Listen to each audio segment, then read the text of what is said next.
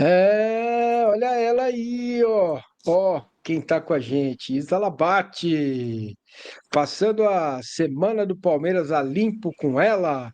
Ela que andou pra lá e pra cá, via ela na torcida do Bahia. Foi legal, né? O povo baiano é incrível, né? Eu vi você lá na torcida e tal. Eles têm uma. É diferente, né? É diferente, não é? É bem diferente, é bem legal, viu, Massa? Tudo bom? Olá para todo mundo que está acompanhando a gente. É uma experiência bem legal para quem puder, né? E gostar de conhecer outros estádios, outras torcidas. Eu acabei é, tendo a experiência de ir para a Bahia nessa semana, né? Fazer os jogos tanto do Vitória na Sul-Americana quanto do Bahia na Libertadores.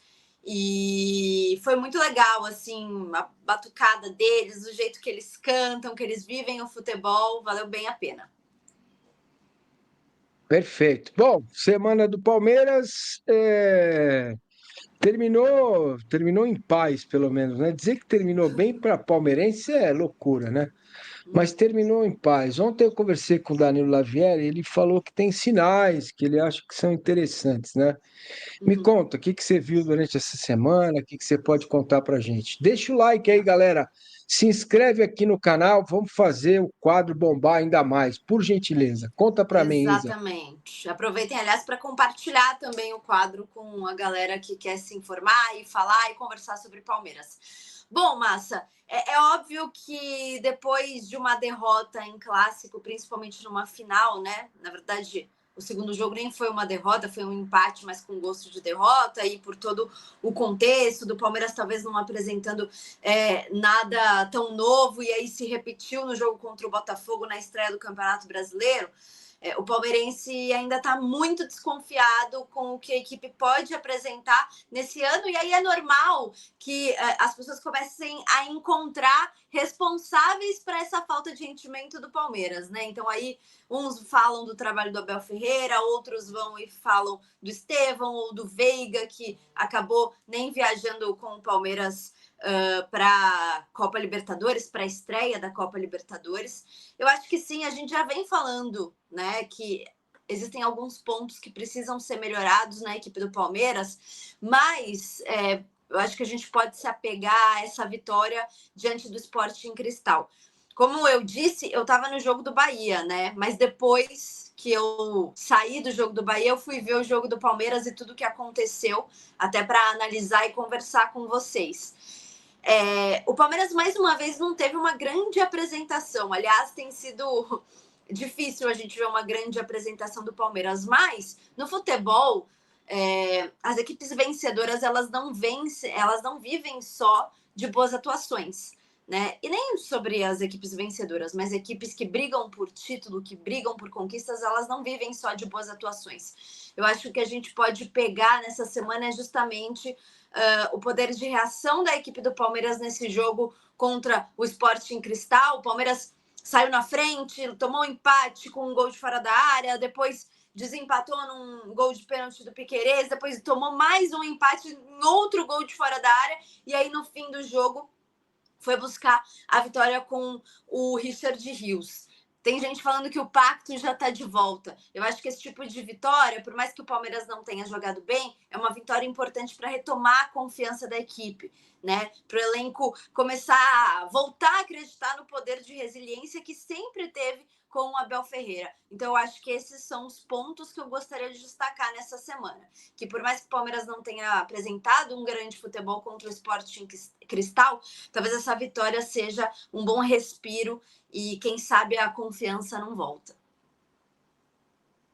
Perfeito, perfeito. Eu estava aqui buscando para ver se a gente consegue atualizar alguma coisa. O Palmeiras voltou lá do Peru para São Paulo e embarcou para Recife, né? Está em Recife nesse sábado e vai Uhum. jogar amanhã. Você, esse é um difícil, né?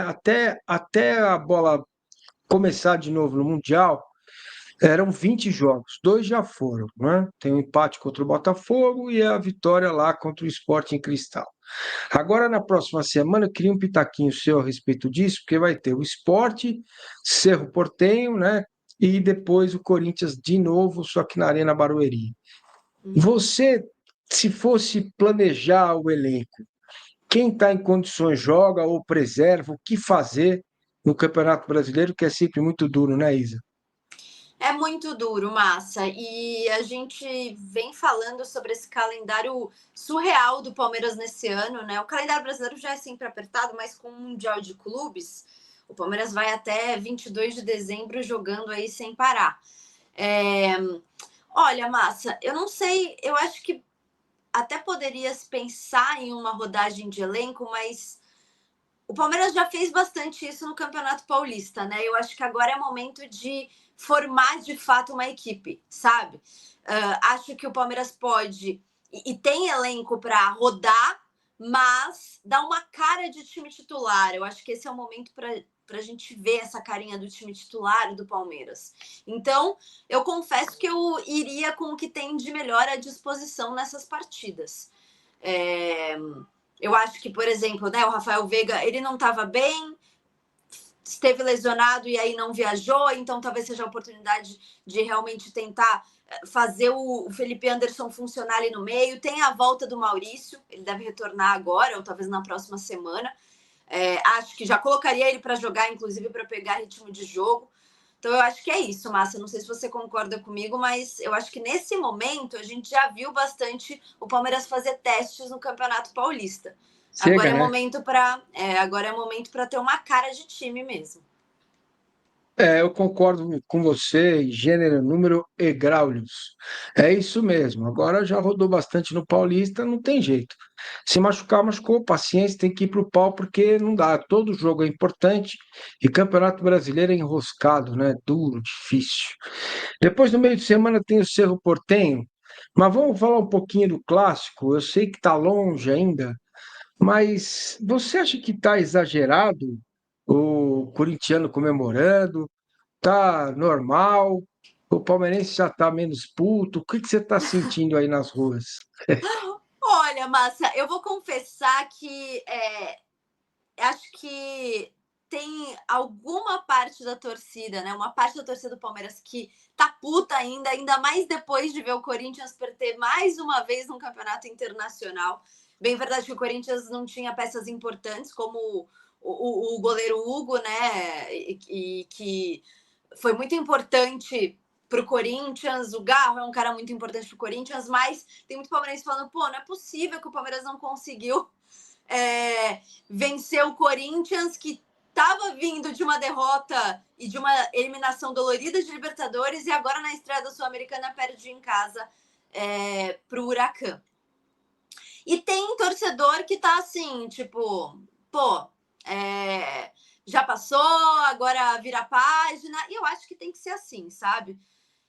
Clássico, o Massa, a gente quantas vezes já não viu times que são piores, né? Elenco que são piores conseguirem se superar na força, na garra, e clássico sempre iguala muito, né? As equipes. Eu acho que foi muito ruim o Palmeiras ter perdido da forma com que foi, com oportunidade de ter um pênalti para converter na segunda partida, com o elenco que tem.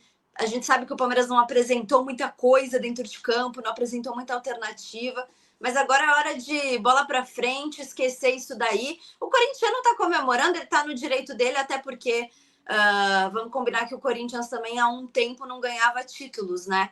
Então, às vezes os títulos eles passam a ser importantes, talvez não pelo peso dele, mas pelo que ele representa no momento. Então, acho que o corintiano está no direito de comemorar, como a gente comemorou também no Campeonato Paulista, lá quando saiu de uma fila importante em 2008. E é isso. Um dia a gente ganha, outro dia a gente perde. Muito bem, perfeito, perfeito, foi perfeito. É isso aí, então vamos nessa, que é bom a peça. Isa Lapati, com rodinhas nas pernas também.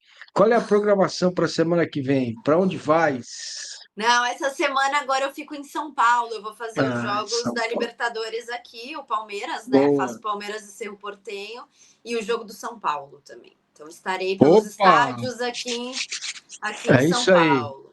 Isa estará por aqui no Palmeiras e São Paulo, né, com Palmeiras e depois com São Paulo, né? Nos jogos aqui da semana da Libertadores. Perfeito.